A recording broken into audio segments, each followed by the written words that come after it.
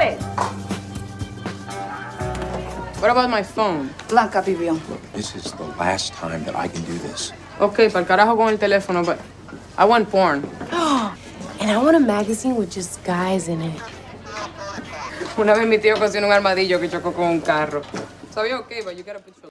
Hi, I'm Brittany. And I'm Jamie. With Kempis, and we're live in the Haven. Today we have the beautiful and talented actress, voiceover artist, writer, and director, Laura Gomez. Hello, thank you for joining us. Thank you for having me. Of course. Okay, we're going to play Quickfire to get to know you a little better, so here we go. What is your fondest memory growing up in Santo Domingo? I think it must be the gatherings at grandma's during Christmas times. I mean, it was usually there was usual gatherings, but Christmas meant that everybody could make it from abroad and all the cousins were together, and I have very fond memories of that. Aww. And what is your favorite meal to eat? Oh my God, that varies, but I love shrimp. And usually anything that has shrimp so shrimp is like a common denominator that I love in any type of food. Like it could be Italian, Dominican, anywhere in the world, from anywhere in the world. That is the one element that makes it delish. And what type of music did you grow up listening to? It was very eclectic. I was lucky enough that my father is a lover of music from all over the world. So I grew up listening to a lot of Latin American music, and I mean like the old school Cuban, Argentinian troops, and some folk music as well from the United States. So I would listen to Bob Dylan and Joan Baez and Johnny Cash, but then also wonderful singers from Latin America or Spain. It was really, really very eclectic, and I'm very lucky for that because now my taste is very eclectic. Wow, that's great. And if you could work with any actress, dead or alive, who would it be and why? You know what? That also varies. It depends where from. I have very specific actresses from Latin America and Spain that I've loved for a long, long time. But to make it more mainstream, I guess, I have a great admiration for Cate Blanchett, and her choices of roles are very amazing and have been very consistent throughout her career. So she's one. But I also, and within my community, I love Rosie Perez, and she's like a person that I would love to meet at some point. She's so lively. Yes, I know. And what was one of your most embarrassing moments while on set? Embarrassing is every day looking like that. That's embarrassing enough. But I think the first day that I went on set, because back then the character really was so shapeless. It was kind of, I still joke, that was kind of a caricature. It was an amazing caricature, but still I had this moo-moo, right? And we had just figured out that I would have a unibrow, which wasn't really something that was established, but we kind of figured we got there. And that was an idea from one of the makeup artists at the time. And she was like, "Are you brave enough?" And I'm like, "Oh God, yes, I guess so." So yeah, that first day on set, I was, because I didn't know any, I was like, "Oh my God, I look like," I can't say the word here, but yes, that first day. And what is your favorite go-to pair of shoes, heels, sneakers, or flats? You know what? It used to be heels, like every other girl. But I had a knee surgery about a year and a half ago because I had a skiing accident, and it changed everything around me. I could barely wear heels now, so I couldn't wear heels for a year, and I had to become creative.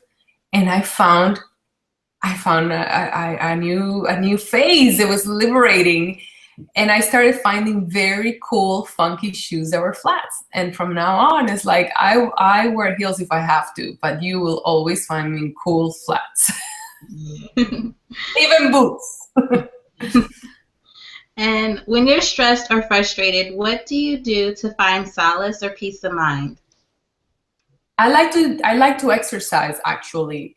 I know that's a funny thing, but I not just ever. I used to love running.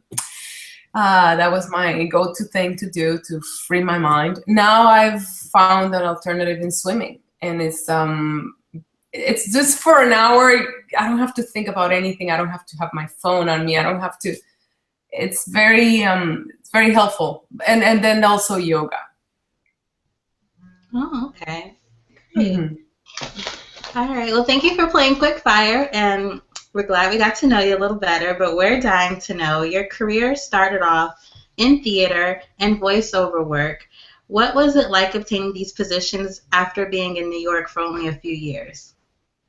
It was great because I came to this country to become an actor, and I was very young, and I had some relatives, but nobody was really in the business. My family was back home, so it was one of those things that kind of emphasized that there's a reason why you're here, and yes, there is a chance, and yes, there's possibilities, because so many people, not my family, I'm very lucky and they were very supportive, but so many people around me questioned my choices and made me feel like this was a dream, that my heads were in the clouds and I should come back to, earth.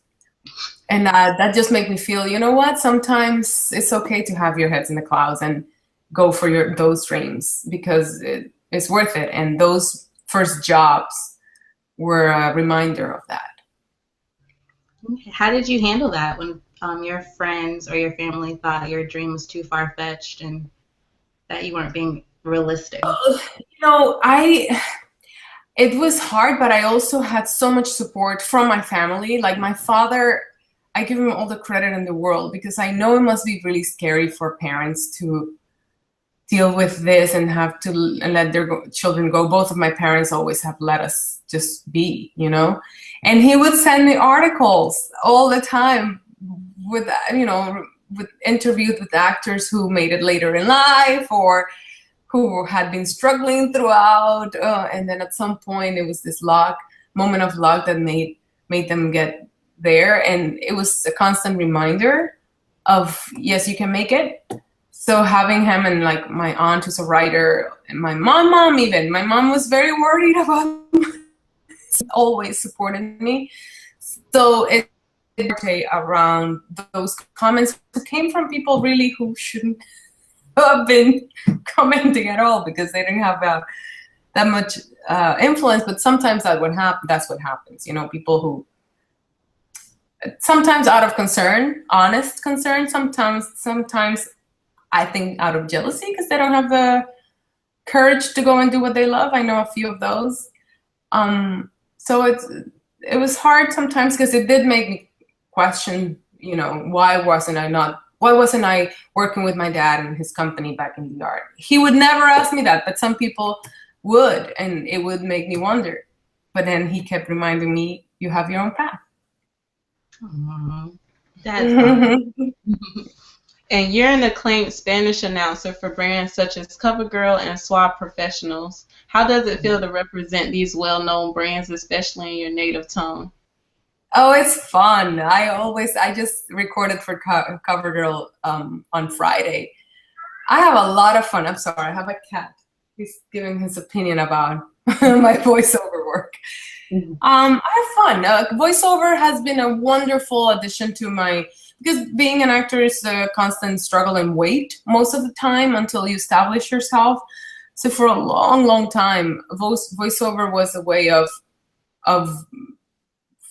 completing my rent, and it's a great source of income for actors while other things happen. It might not be like steady or sometimes not stable enough, but it's certainly very helpful. So I always have fun with voiceover. It's the best. And what were you doing when you found out you got the role of Bionica on Orange is the New Black?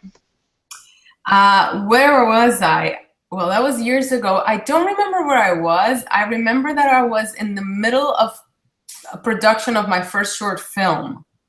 So I had just determined that I was gonna stop waiting for things to happen, and I got myself into filmmaking classes at NYU, and I quit my job. I took a leap of faith by doing that because I had been considering moving out of the country. That's how things were at that point. And then I decided, well, let me not be so radical. I did consider it. I left for 3 months, and I came back and I quit my job and got into filmmaking school. And that's exactly when things started to happen. It's like my energy shifted. And I remember I was right in the middle of, I was going crazy with this film. I was so excited about making my first short. And that's when my manager at the time called me and said, "You got the part," I'm like, what? Oh, that audition, that's great. Nobody knew anything about Netflix, right? It was like, oh, wonderful. We're always happy to get a job, but I didn't know what it meant, nor that it would be a recurring role. It was one-time thing with a possible recurring. That's what it said. So that's where I was. 4 seasons later. Awesome. The gift remains. You play a stereotypical role for Latinos in Orange is the New Black. What advice can you offer to the youth who may be afraid to chase their dreams because of how society views their culture? I feel that, just like I told you before, I had a path, like my father said. I didn't think I had a choice. I think that if you have a choice, great. Go do things that fulfill you, or it's a hard career. Nobody's going to lie about that, because I'm not going to tell you it's a career that's been 15 years in the making. So it didn't happen overnight. It doesn't happen to everybody like that. But if this is something that you're passionate about and serious about, and you really don't have a choice, then nothing should stop you. And I also think that, back in the day, I had a full-time job. I was working at a store as a sales associate while I was going to acting school at nighttime. And it was insane. I still have insomnia from those days because my schedule was very little sleep, and yeah. But you make it happen and not just in acting, just in general. You want to be a politician. You look at Sonia Sotomayor. I find her so fascinating, and we in our communities have this example. Our president. Come on, this man didn't have a trust fund. He was someone who worked at something, and he was outstanding. And so is Sonia, and so are some of the wonderful actors we have with an established name. And sometimes it's not about fame. It's about the work. And if you're serious about the work, you should go for it. Some youth are tarnishing their individuality in order to be accepted in the eye of society. What do you believe is distracting our youth from being original?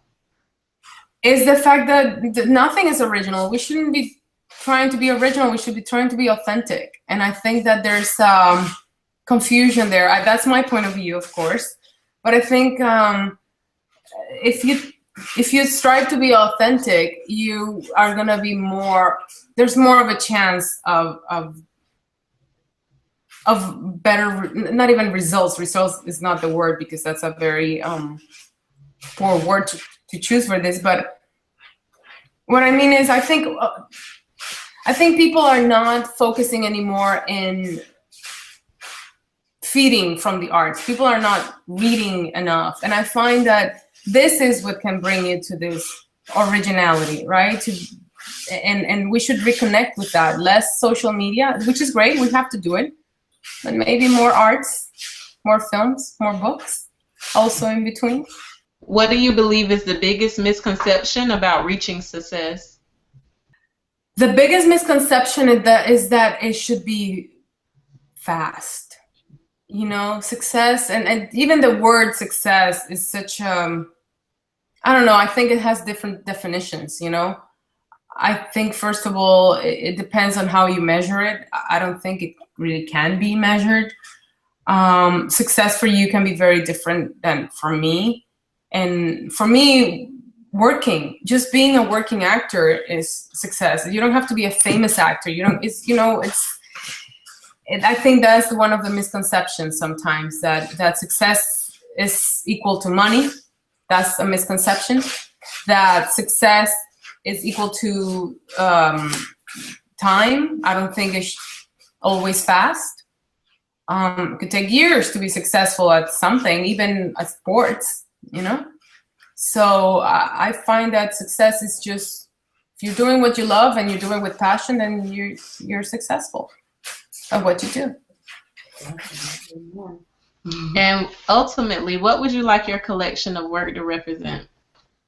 I think that in my field, particularly, is sometimes the work of an actor is very different than when you are doing your own work. As a filmmaker, for instance, one of the things I do. As an actor, I hope I have the choice to recreate different characters that are truthful, that are as beautiful as this, or to be as lucky as I have been with roles like Blanca, or the show that I did, Show Me a Hero, where I had a smaller role, but the material is fantastic. But you don't always have that luxury. So I hope my work is as truthful as possible. But as a filmmaker, I am very aware of what I want. I want to work with women behind the camera. I want to work with minorities in front and behind the camera. So I'm very politically aware, and I want my work to be not necessarily political, but I want my environment to bring to table what I believe in. Well, that's all the questions we have. We really appreciate your time. Thank you so much.